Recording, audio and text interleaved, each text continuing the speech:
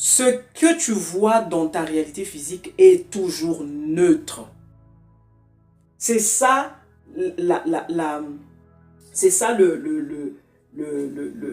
l'amour inconditionnel de Dieu. C'est-à-dire qu'il ne donne aucune définition à quoi que ce soit.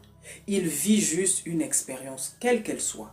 Sans lui donner un mal, un bien, un parfait, un moins parfait, un supérieur, un inférieur. Ça, ce sont les concepts de notre mental.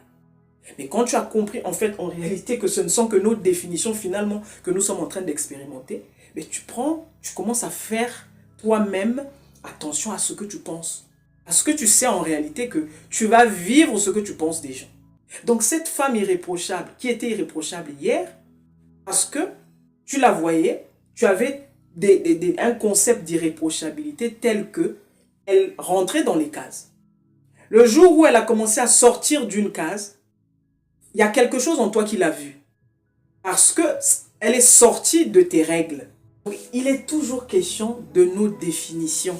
Celui que tu appelles beau, il est beau en fonction de tes concepts de la beauté. C'est pas lui qui est beau en soi. C'est toi qui as un concept de la beauté que tu projettes dans l'expérience qu'il va te donner, que tu vas vivre avec lui.